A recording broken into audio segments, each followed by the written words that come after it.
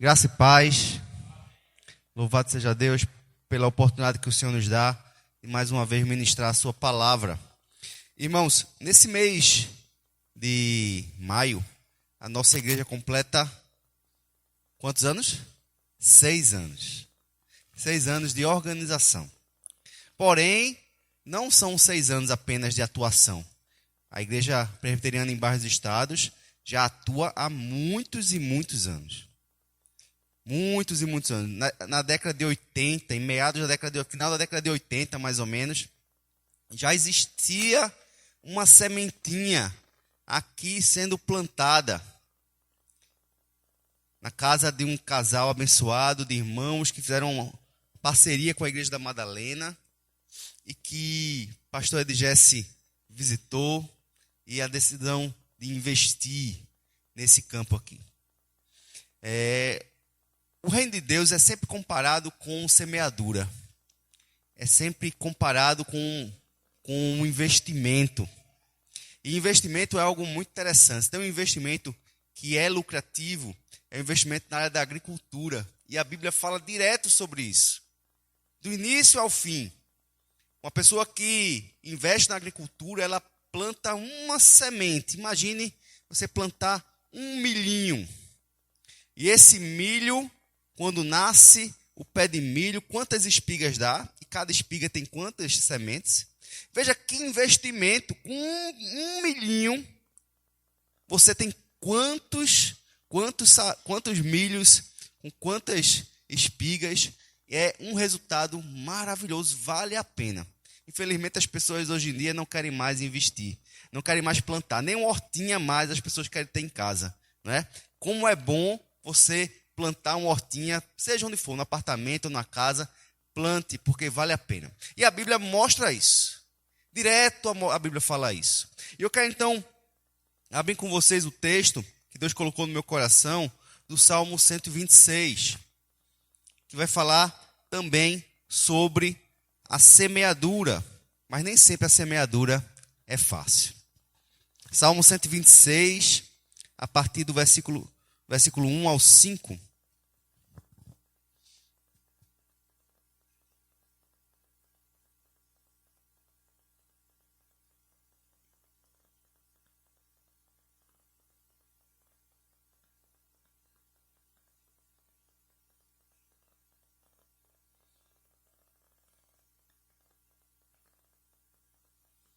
Salmo 126, diz assim: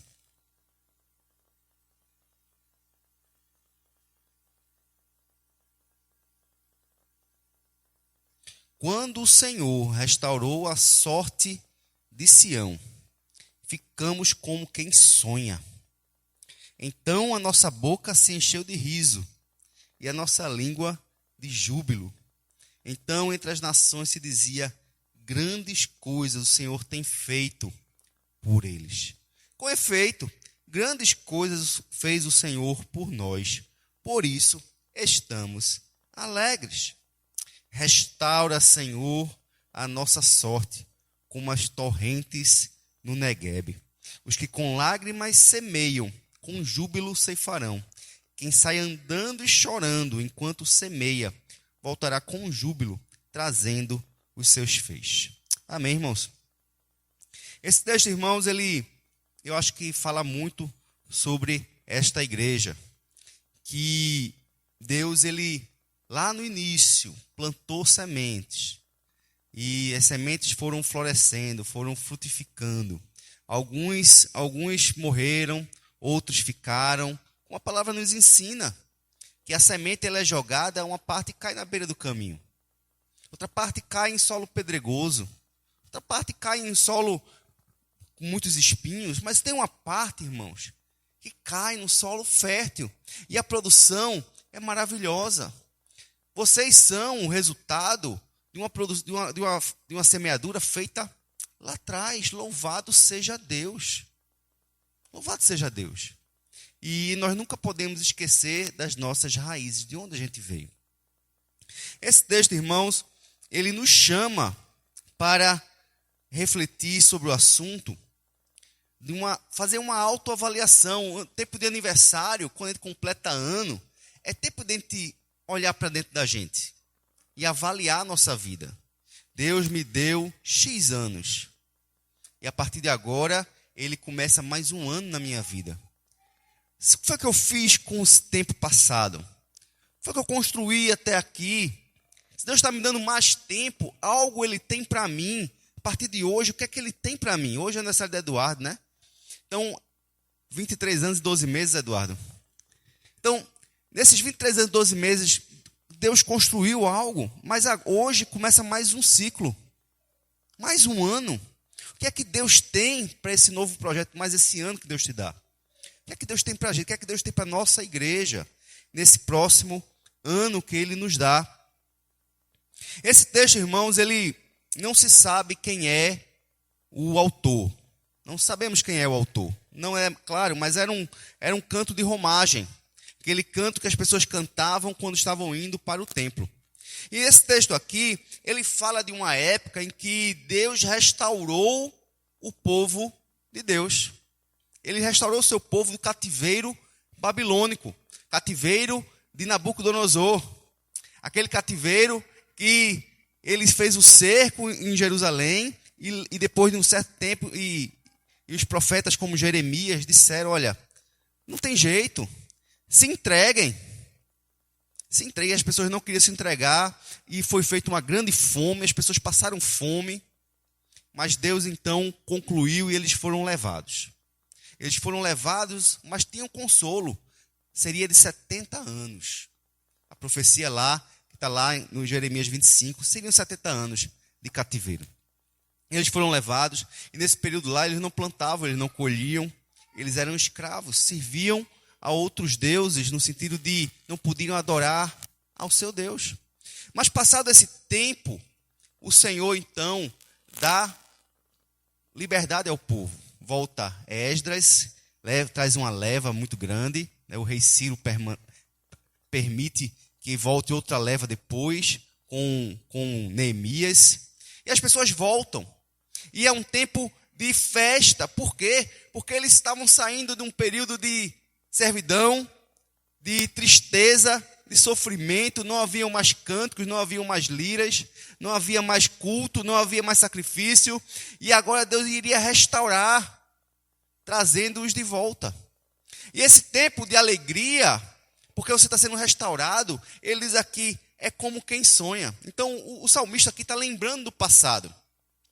E ele está fazendo uma avaliação da história dele. Uma avaliação. E nessa avaliação, nós olhamos para o passado, nós olhamos para o presente e nós precisamos focar no futuro também. Então, olhando para o passado, eles estavam com a boca, quando ele lembra, quando o Senhor restaurou a sorte de Sião, nós ficamos como quem sonha. Como o pastor Marcelo falou hoje de manhã, né, que eu botei esse texto de propósito hoje de manhã, na nossa liturgia. Alguém assim me belisca, para ver se eu estou realmente acordado. Né? Imagine alguém que nasceu em plena Babilônia e hoje já estava com 70 anos. E ele passou a vida toda ouvindo falar de Jerusalém, ouvindo falar da promessa de Deus. E ele passou a vida toda dele esperando a promessa de Deus de um dia haver liberdade. Imagine essa pessoa, como ela ficou ao perceber que o rei agora estava permitindo que eles voltassem para a sua terra. Era uma viagem difícil, irmão, cerca de 900 quilômetros. Não é brincadeira, não era muito longe. Eram meses de caminhada. Mas eles agora estavam com essa possibilidade de voltar. Então aquelas pessoas que decidiram voltar, eram pessoas que tinham esperança. Eram pessoas que desejavam aquilo. Pessoas que não estavam acomodadas no cativeiro. Por que eu digo isso? Porque muitos decidiram não voltar. E a gente vai falar um pouquinho sobre eles depois. Uns voltaram. Poucas pessoas, na verdade, voltaram. Muitos decidiram ficar. Nasceram, se criaram ali, viveram sempre ali, se aculturaram, pegaram a cultura da Babilônia e simplesmente se acomodaram e desistiram de resgatar as suas raízes. Mas aqueles que voltaram, eles estavam agora celebrando e louvando a Deus quando essa restauração. Versículo 2 diz: então a nossa boca se encheu de riso e a nossa língua de júbilo. Então entre as nações se dizia: grandes coisas o Senhor tem feito por eles. Irmãos, foi um milagre. Foi um milagre. Isso que aconteceu do rei permitir a volta deles não era normal. As nações ficaram admiradas também. E diz assim: rapaz, impressionante. Esse Deus deles que prometeu agora está cumprindo. Realmente grandes coisas Deus tem feito por este povo. Grandes coisas. Nós precisamos lembrar, irmãos, do que Deus fez na nossa igreja até hoje. E do que Deus fez também em nossa vida. São duas aplicações diferentes. Uma pensando na igreja. A gente precisa olhar para o passado, quem nós éramos como igreja, de onde a gente saiu. Eu lembro da pequenininha assim, né? No ventilador, bem pequenininha, no ano 2001, 2000, quando eu vinha para cá. Quente que só. Pequenininha, apertadinha. Mas tem gente que já me falou que antes era É o quê? De madeira, é? Só a coluna, mas tinha uma coberturazinha. Né? Uma loninha, uma lona. Umas telhinhas. Só as colunas e a telha. É assim? Veja. Quando você olha para isso, mas já havia alegria. Já havia a presença de Deus. Já havia felicidade de ter o terreno. Não é verdade? De ter já a primeira estrutura montada, de estar fazendo culto, de poder ir cultuar o Senhor. E Deus então foi dando graça, e foi havendo progresso. Depois então construiu, depois teve a primeira reforma, já ficou muito bonito, não é? Já tinha ar-condicionado na época. Veja, quando nós olhamos e vamos vendo o que Deus fez, Deus ele foi transformando a obra ao seu desejo, depois construiu isso aqui. Foi bom, mas ao mesmo tempo foi também difícil, não é verdade? E aí então, ultimamente, de 2 anos para cá, o Senhor nos deu uma estrutura bem melhor, nos deu ar-condicionado, estamos hoje com muito mais conforto. Então, quando nós olhamos para trás, irmãos, e vemos tudo que o Senhor fez por nós, nós ficamos como quem sonha. Como quem sonha, irmãos, é quem tem gratidão no coração.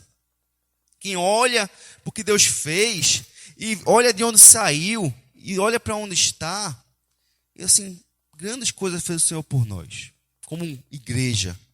Por isso estamos alegres. Mas não só a questão estrutural, irmãos. Pessoas que se converteram aqui, pessoas da nossa família, das suas famílias, pessoas que saíram e que voltaram, irmãos que passaram um tempo fora e que hoje estão aqui conosco novamente, pessoas que estão chegando, pessoas que estão se convertendo no meio do culto. Não é, irmãos? Temos visto o Senhor agir, trazendo novas famílias para cá, abençoando nossa igreja, não só com estrutura.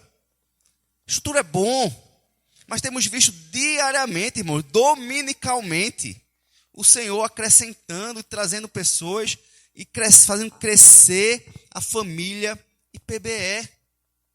Quando nós olhamos para isso, nós ficamos como quem sonha.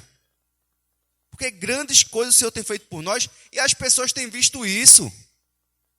Quando eu cheguei aqui, era a igreja sem placa. Não era assim? Era chamada igreja sem placa. Né? Quando eu cheguei aqui, primeiro que eu vim pregar, ainda eu ia ver se ia ser candidato ainda. Quando eu olhei assim, eu tomei um susto com a igreja. Tomei um susto. A fachada estava uma coisa muito séria. A igreja também estava uma coisa muito séria. Rapaz, complicado. Mas a gente veio, pregou, Deus foi colocando no nosso coração o desejo de servir aqui. E Deus, ele tem feito milagres, irmãos. Milagres. Pare e pense.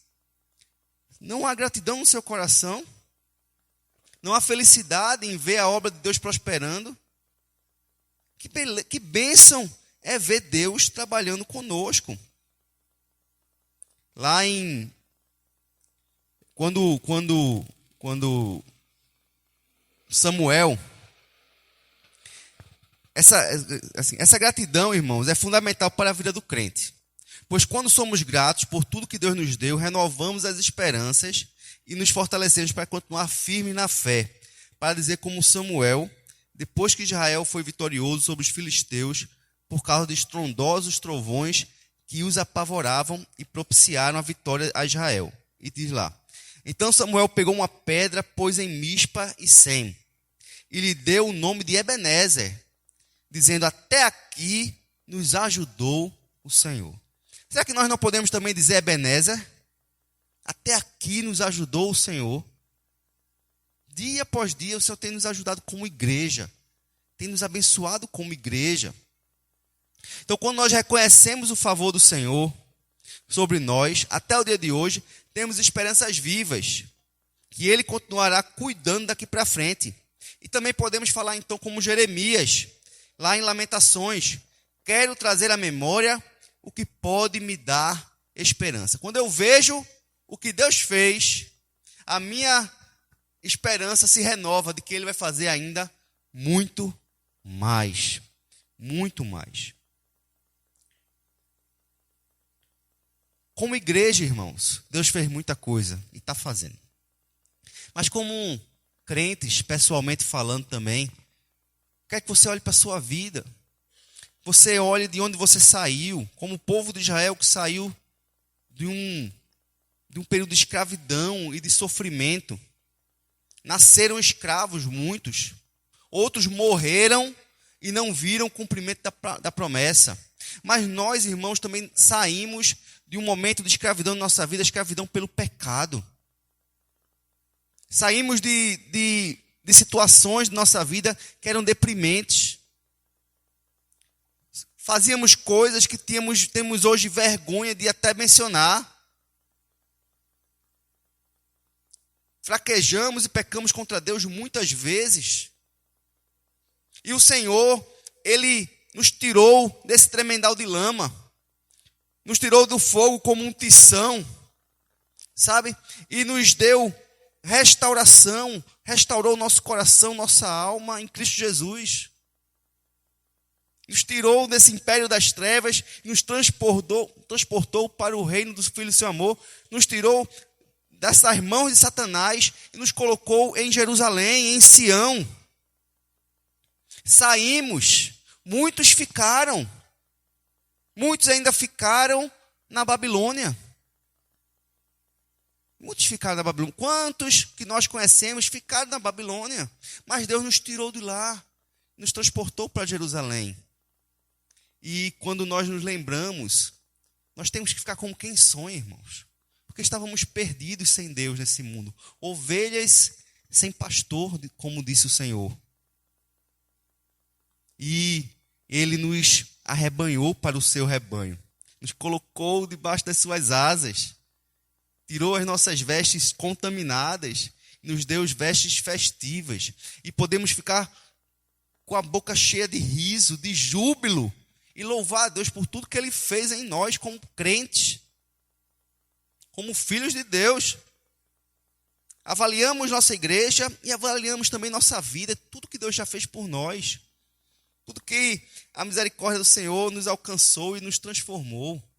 Isso é maravilhoso, irmãos. E as pessoas, quando olham para isso, pessoas que nos conheciam, olham para a gente e reconhecem o que Deus fez na vida da gente. Mesmo que elas não creiam no Senhor, mesmo que elas não tenham ainda vindo ao Senhor, mas elas olham para nós e dizem assim: eu queria ser como você. Eu queria ter coragem de dar esse passo que você deu. As pessoas conseguem olhar para nós e dizer assim: grandes coisas o Senhor tem feito por eles. E de fato, irmãos, como diz o versículo 3, Grandes coisas o Senhor fez por nós. E nosso coração tem que ser cheio de alegria. Pela nossa igreja, mas pela nossa vida. Por isso que o crente tem que ser alegre, porque o crente estava no império das trevas, foi libertado por Jesus. Foi redimido por seu sangue. E você não tem, por pior que esteja a circunstância de sua vida, com dificuldades e problemas, eu sei, também tenho. Mas nosso coração tem que estar alegre, porque tem que olhar para quem nós éramos e para quem Deus nos fez. Quem nós somos hoje. Amém, irmãos? Lembre-se, seja alegre, seja feliz por tudo que Deus fez na sua vida. Por tudo que Ele fez e ainda vai fazer na sua vida. Mas aí, então, irmão, chega o versículo 4, que é como se fosse uma quebra nesse momento de alegria e de júbilo. Veja, e ele para, assim, restaura, Senhor, a nossa sorte, como as torrentes do Neguebe. Irmãos, as torrentes no Neguebe era a região do sul de Judá, que era sinônimo de deserto, porque era um deserto seco e árido, um dos piores desertos que existe até hoje. E formavam espontaneamente e em momentos bem específicos torrentes, ou seja, rios caudalosos se formavam, chamados rios intermitentes, ou rios perenes, rios que não são perenes, eles acontecem de vez em quando, eles são intermitentes. E esses rios se formavam porque as chuvas eram acumuladas em Jerusalém, lugar alto, os montes Sião, e aquelas águas que eram acumuladas, de repente é como se essa água transbordasse e descesse de uma vez só. E eles estavam ali no desespero, sem água, sem comida, e de repente Deus ele enchia o deserto com um rio maravilhoso, e ali vem a vida junto com a água. Até hoje isso acontece, irmãos. Até hoje, se você entrar no YouTube e colocar lá torrentes do Neguebe, você vai ver lá os rios que se formam, com a água chegando e pegando o seu leito, o leito do rio, e transformando toda a região. Aqui nesse versículo, ele nos chama para fazer uma avaliação do nosso momento atual. Nosso momento atual. Precisamos fazer uma avaliação sincera, sem auto-engano. Sem auto-engano. Precisamos parar e avaliar nossa igreja, avaliar nossas vidas pessoalmente também. Precisamos olhar para trás e comparar da forma como estamos hoje. Tem duas formas de interpretar esse versículo 4. Restaura, Senhor, a nossa sorte, como as torrentes do Neguebe. Primeira forma de interpretar é o povo que voltou no passado estava novamente acomodado espiritualmente, apenas procurando se restabelecer financeiramente e se esquecendo de buscar a Deus para não cair nos mesmos erros, ou seja, idolatria, que fizeram eles ser levados ao cativeiro. O salmista, ao avaliar a realidade espiritual do povo de Deus, ao chegar do cativeiro, com a atual circunstância, a única coisa que ele pede ao Senhor é que os restaure como povo. Então, nós precisamos, irmãos, ser honestos conosco mesmos. Precisamos lembrar daquele nosso primeiro amor, quando estávamos com Deus, e da alegria, e perceber, então, se houve um esfriamento no nosso coração.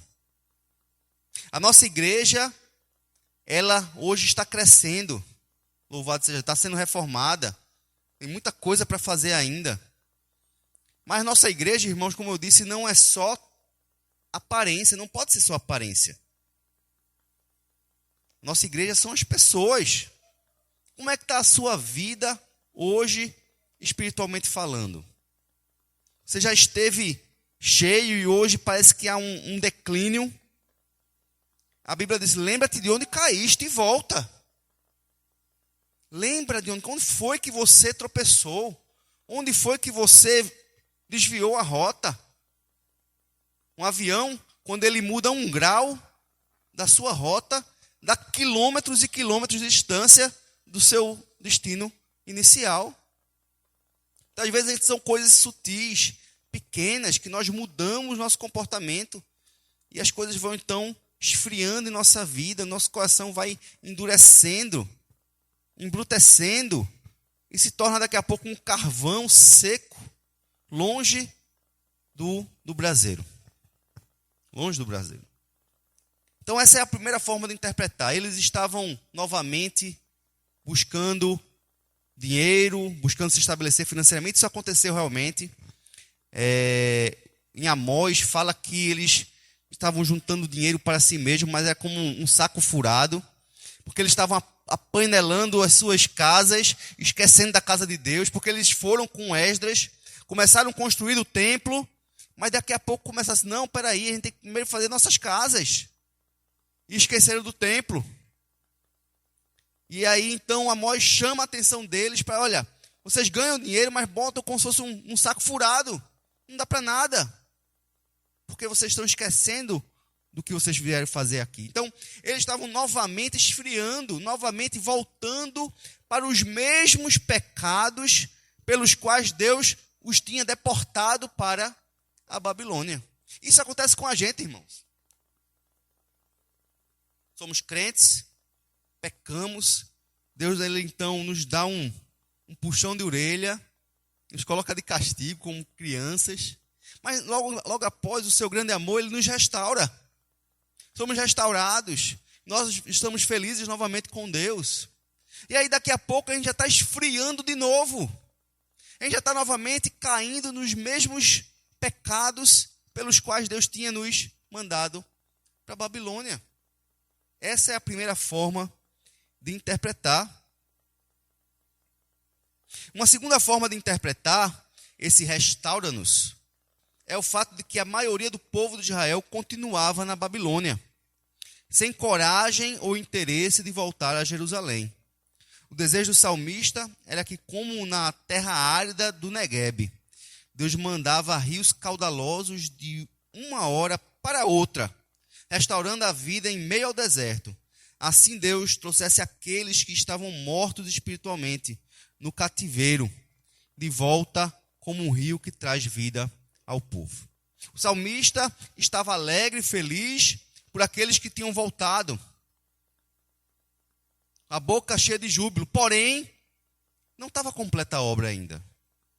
A maioria não tinha voltado, como eu falei, estavam tão aculturados, tão cheios de si, vidas já estabelecidas, mesmo que houvesse tristeza, porque continuavam sendo escravos, mesmo assim preferiam viver a vida na Babilônia do que encarar todos os perigos da volta. Muitos estão assim, irmãos.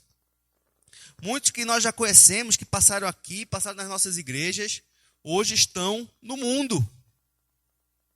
Mesmo que não estejam no mundo no sentido mais pejorativo, mas esfriaram na fé e o coração não tem mais Jesus como Senhor de suas vidas. Foram morrendo aos poucos e não querem mais voltar para a igreja. Querem continuar vivendo na Babilônia. E aí o salmista diz, restaura-nos, ó Deus, no sentido de todo o teu povo. Senhor, não que tu lembrasse da gente, mas não te esqueças, Senhor Deus, daqueles que ainda estão mortos espiritualmente na Babilônia. Quantos irmãos que nós conhecemos ainda continuam na Babilônia? Ainda continuam aculturados, vivendo de forma como se nunca tivessem ouvido a palavra de Deus. Como é triste. Como é triste ver irmãos em Cristo que nós amamos, que esfriaram e hoje não querem mais saber de congregar, se tornaram céticos quanto à palavra de Deus, liberais na teologia, no sentido de que nem toda a Bíblia é palavra de Deus, e você argumenta, e ele vai falar, mas a igreja tem tanta coisa errada em igreja, e o coração endurecido. Como é triste, irmãos. E aí o salmista diz, Senhor, restaura-nos. Porque o judeu tinha esse sentimento de unidade, todo o povo de Deus. Eles não largavam a mão um do outro. Lembra de Neemias, quando soube que a cidade estava com os muros derrubados? Ele senta e chora. Ele passa dias e dias de jejum, chorando copiosamente, quando ele escuta o seu irmão falando a situação dos que estavam vivendo em Jerusalém. Depois daquela primeira leva que veio com Esdras, Neemias então se levanta para voltar e leva outro grupo de pessoas para então construir os muros. Porque ele chorou, irmãos. E ele ora, diz assim: Senhor, nós pecamos contra ti. Nós abandonamos os teus caminhos. Por que ele ora dessa forma? Porque é o sentimento de nação, de povo de Deus. Às vezes, irmãos, nós somos muito individualistas. Eu estou bem, minha família está bem, está nos caminhos do Senhor. E pronto. O problema é de quem se desviou. Não tem o que fazer. Largamos. Abandonamos. Deixamos o soldado ferido. Tem até música, soldado ferido, né? Não deixa o soldado ferido morrer. A gente deixa. A gente deixa os soldados feridos morrerem. Nosso coração não dói por essas pessoas. Não arde por essas pessoas. Não clama a Deus por essas pessoas. Simplesmente, eu estou bem. Estou com Jesus. Minha família está bem. Sabe qual é o problema, irmãos? É porque nós, um dia, também podemos precisar de pessoas assim para nos socorrer. Porque aquele que está de pé, cuide para que não caia. Porque hoje estamos bem, estamos firmes, não significa que nós não possamos tropeçar. E o tropeço é assim, ó. É de repente. É num piscar de olhos. Somos fracos, irmãos. Não somos melhores do que ninguém. Só somos o que somos pela graça de Deus. Só temos o que temos, estamos onde estamos, por causa da graça de Deus em nossas vidas. E o povo aqui, e aqui o salmista assim: Senhor, estamos alegres por tudo que o Senhor fez por nós.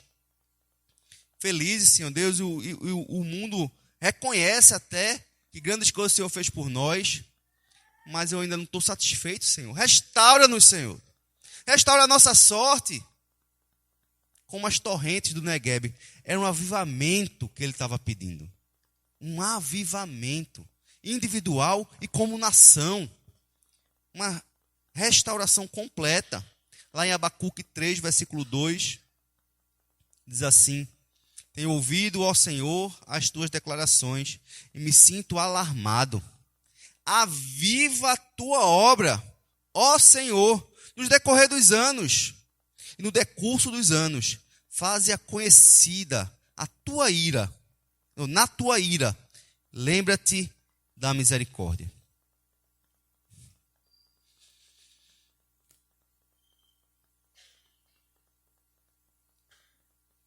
Aviva, Senhor, a tua obra. Aviva, Pai. Sabe, irmãos, não podemos nos acomodar. Achar que está tudo bem, está tudo ótimo, está tudo maravilhoso. Primeiro temos que ter cuidado conosco mesmos, mas também clamar ao Senhor. Uma coisa que a gente sempre coloca aqui nos cultos de oração é orar por aqueles que estão longe dos caminhos de Deus. Não deixe o soldado ferido morrer. Amém, irmãos? Terceira coisa, irmãos, é que nós precisamos olhar para o futuro. Fazer uma autoavaliação e olhar para o futuro. Porque até que Jesus volte, que nós não sabemos quando será, nós não podemos esmorecer e precisamos continuar o quê? Investindo no reino de Deus. Versículo 5. Os que com lágrimas semeiam, com júbilo ceifarão. Quem sai andando e chorando enquanto semeia, voltará com júbilo trazendo os seus feixes. Calvino vai dizer que isso aqui olha tanto para o passado quanto para o futuro. Porque ele vai dizer que, do mesmo jeito que o povo de Israel foi tirado para a Babilônia, aquilo é como se fosse uma semeadura, porque a semeadura, irmãos, para quem é pobre, é sempre sofrimento. Imagine você tem ali suas 200 espiguinhas de milho, para dali, ou você come aquelas espigas, ou você planta. Se você plantar, você fica com fome, mas você vai ter resultado. Se você comer, você alivia momentâneo, mas no futuro vai ter sofrimento. Então, a saída do povo para Babilônia, Calvino diz que é uma espécie de semeadura. E que no final daquele período de 70 anos, Deus estava agora trazendo a colheita. Trazendo a colheita. Então, olhando para o passado, a vida deles já era uma espécie de semeadura e de colheita. Porque semear, irmãos, é lágrima para quem está com fome. Imagine você tendo aquele punhadinho de sementes que você poderia comer com sua família e você só tem aquilo. Você tem que tomar uma decisão. E aí, com lágrimas nos olhos, com a barriga roncando, você tem então, por saber que é a sua obrigação e a necessidade de semear. E ele sai então com lágrimas semeando, mas ele diz, com júbilo ceifarão. Quem sai andando e chorando enquanto semeia, voltará com júbilo, trazendo os seus feixes. É uma promessa de Deus, irmãos. E a Igreja Presbiteriana de Barra dos Estados chegou até aqui. Precisamos olhar para o passado, nosso coração se enche de alegria, olhar para o presente, clamar a Deus para que Ele nos restaure em sua totalidade, lembrando daqueles que não estão mais conosco, ou aqueles que ainda não estão conosco, mas são nossos familiares. Mas, ao mesmo tempo, olhar para o futuro e saber que nós precisamos ainda investir muito. Investir muito. Investir financeiramente, investir nosso tempo, investir nosso coração, nossas orações. Precisamos investir porque tem muita coisa para fazer e tem muita gente ainda para ouvir a palavra de Deus por meio dessa igreja. Quando eu falo dessa igreja, não é só desse púlpito aqui, não. É da boca de vocês. Porque vocês, se pregarem o evangelho, por onde vocês estiverem, o alcance da Igreja Presbiteriana de Barra dos Estados é muito maior do que eu aqui do púlpito, mesmo tendo o YouTube. Mesmo tendo o YouTube.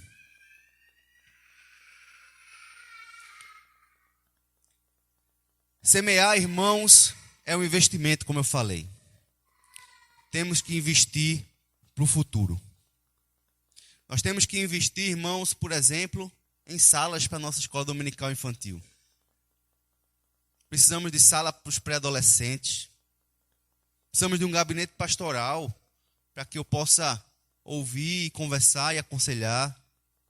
Precisamos, irmãos, de lugares para podermos ensinar e discipular e cumprir a palavra de Deus. Temos que ir discipular. Tudo isso, irmãos, é investimento.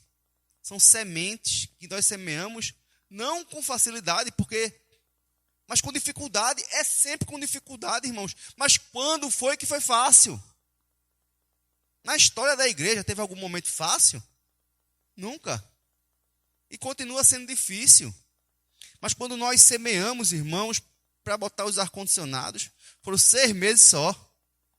E estava tudo instalado. Depois continuamos pagando as parcelas, concluímos as parcelas e estamos aqui, louvado seja Deus, uma temperatura maravilhosa.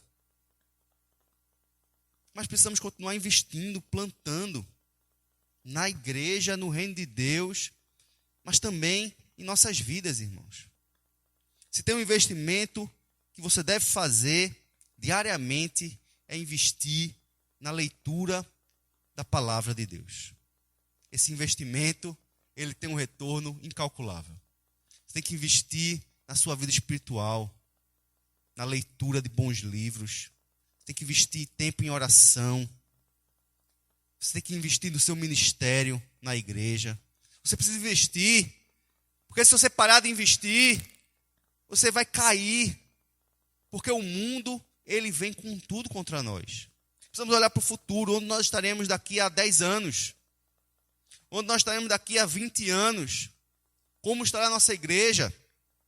Precisamos ter essa visão, olhar para frente. Se eu olho para trás e vejo tudo que Deus fez, eu tenho esperança que daqui para frente Ele vai continuar conosco. E aí, com esse entendimento que Deus vai cuidar da gente, nós podemos então ter certeza que nosso investimento no reino de Deus não é em vão. Temos que ser abundantes na obra do Senhor, porque na obra do Senhor nosso trabalho não é em vão. Se quer investir na sua vida, irmãos, invista no reino de Deus. Invista na sua vida pessoal com o Senhor. Invista na igreja que tem alcançado vidas. Deus, Ele nos chama, irmãos, para fazer 6 anos. Completamos 6 anos. Mas nós temos muito ainda o que fazer até a volta de Cristo. Até a volta de Cristo. Precisamos apertar o acelerador. Sabe por quê? Porque os dias são maus. Cada dia mais nós somos surpreendidos com a maldade do mundo. Precisamos nos guardar desse mundo, no sentido de viver de forma íntegra e reta, mas também ao mesmo tempo nós temos que saquear o mundo e fazer a obra de Deus cada vez mais. É muita atividade da igreja, irmãos. Tem que ser. Não tem jeito. E cada um tem que então que investir. Invista, irmãos.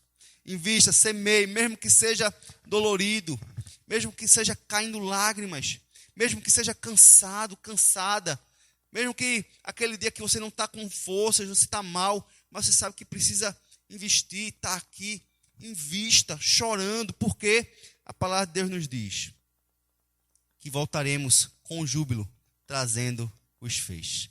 Amém, irmãos? Louvado seja Deus, que Deus nos dê muitos e muitos anos de vida como igreja e que até a volta do Senhor Jesus sejamos encontrados fiéis e que essa igreja possa crescer cada vez mais para a honra e para a glória de Jesus. Amém? Vamos orar nesse momento, baixe sua cabeça.